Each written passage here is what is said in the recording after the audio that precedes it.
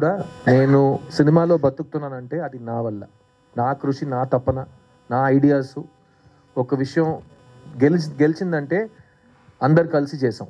ఒక్క విషయం మీ దృష్టిలో ఓడిపోయిందని మీరు చెప్తే అది నా తప్పు, నా బాధ్యత, నేను చూసుకుంటా. I stand by my decisions. So నేను ఫస్ట్ సినిమాకి తీసుకున్న అదే కేర్ నా 40th సినిమా వరకు చేస్తున్నా. నా 40th సినిమా ఏప్రిల్లో రిలీజ్ అవుతుంది. ఈ అన్ని సినిమాలు సెలెక్ట్ చేయడానికి కారణం ఒక్కటే, నాకు యాక్టింగ్ అంటే ఇష్టం, నాకు యాక్టింగ్ బాగా వచ్చు, నాకు వస్తున్న సినిమాల్లో నేను బెస్ట్ సెలెక్ట్ చేసుకుంటా. ఈ 3 కారణాలే నాకు తెలుసు. కానీ ఇంకేది ఎవరి గురించో ఏ బాధ్యత నేను చూసుకోను. ఎందుకంటే నన్ను సాటిస్ఫై చేయడమే నా ఫస్ట్ రోల్. నేను హ్యాపీ అంటే నేను హ్యాపీ, ఆడియన్స్ హ్యాపీ అంటే వాళ్ళు హ్యాపీ. కానీ ఆడియన్స్ ఒక్క మనిషి కాదు, ఇంతమంది ఉన్నాం ఇక్కడ. మీ అందరికీ ఏం కావాలని నేను అడిగితే చెప్పగలరా? కానీ ఆడియన్స్ కావాల్సింది ఇవ్వండి సార్ అని చాలా క్యాజువల్గా చెప్పేస్తున్నారు. ఇక్కడ 200 మందికి ఏం కావాలో నాకు తెలియదు. అక్కడ 2000 మంది, 2 లక్షల మంది, 2 కోట్ల మందికి ఏం కావాలో నాకెలా తెలుసు? సో వాళ్ళని మైండ్లో పెట్టుకుని నేను పని చేస్తే నాకు పిచ్చెక్కేస్తుంది. సెకండ్, ఇప్పుడు ఉన్న టైంలో 99% పీపుల్కి వాళ్ళకేం కావాలో వాళ్ళకి తెలియదు. సో వాళ్ళని నమ్మి నేను ఎలా సినిమా తీస్తాను?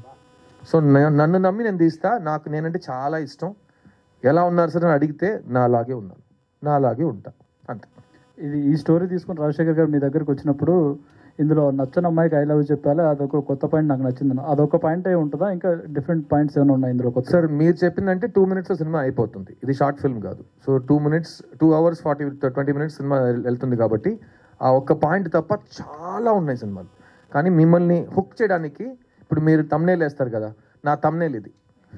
నచ్చని అమ్మాయికి ఐ లవ్ చెప్తున్నా తమ్నేల్ ఇప్పుడు కొట్టండి, సినిమా థియేటర్లో ఉంటుంది. అంతే కదా, మీ దగ్గర నేర్చుకున్నా. నెక్స్ట్ ఇంకోటి, ఇంకా లాస్ట్ క్వశ్చన్. మల్టిపుల్ క్వశ్చన్స్ తో వచ్చారు, మల్టిపుల్ చాయిస్ ఆన్సర్ విన్నా, మల్టిపుల్ క్వశ్చన్స్ తో వచ్చారు మా బాబు. ఇందాక మాట్లాడుతూ నాకు నా ఫ్యాన్స్ వస్తే చాలు, హీరోస్ ఇంకా స్టార్స్ ఎవరు అక్కర్లేదు అన్నట్టు మాట్లాడారు. అంటే ఎందుకండి అంత? కాదు, ఎవరు ఒక మంచి సినిమా గురించి ఈ రోజు ఒక ఇది ఉంది, ఫంక్షన్ పెడుతున్నారండి, ఎవరండి ఈ స్టేజ్ లో కూర్చుంటారు? నేను కూర్చుంటాను. ఇంకెవరు కూర్చుంటారు? నాతో పనిచేసిన వాళ్ళు కూర్చుంటారు. లేదు సార్, ఫంక్షన్ అంటే ఎవరైనా రావాలి కదా. అయితే థియేటర్లో వస్తుందండి సినిమా హిట్, ఫంక్షన్కి రావటం ఏంటి సార్ అని. అర్థమైందా? నేను ఇంకేం అనలేదు. ఇప్పుడు మార్కెటింగ్ అంటే ఇలా చేస్తేనే జనాలకి సినిమా వెళ్తుందని ఒక లాజిక్ ఉంది. నాకు ఫస్ట్ నేను ఎవడో ఏంటో ఎవరికి తెలియని టైం నుంచి మీరు ఈ కెమెరాస్, ఈ స్టిల్స్, ఈ వీడియో కెమెరాస్, ఇదే నన్ను ఒక్కొక్క ఫ్యాన్ దగ్గర తీసుకెళ్ళింది. నన్ను ఇంట్రడ్యూస్ చేసిన వాళ్ళు కాదు, నా ఫంక్షన్కి వచ్చిన వాళ్ళు కాదు, పక్క థియేటర్లో ఆడుతున్న సినిమా హీరోలు కాదు. మన సినిమా గురించి మనం మాట్లాడాలి, మన సినిమాని మీరు వెళ్ళి తీసుకురావాలి ఆడియన్స్ని. ఆడియన్స్ వచ్చి సినిమా బాగుందంటే బాగుందంటారు, బాగాలేదంటే బాగాలేదంటారు. మధ్యలో ఎవరు వద్దు.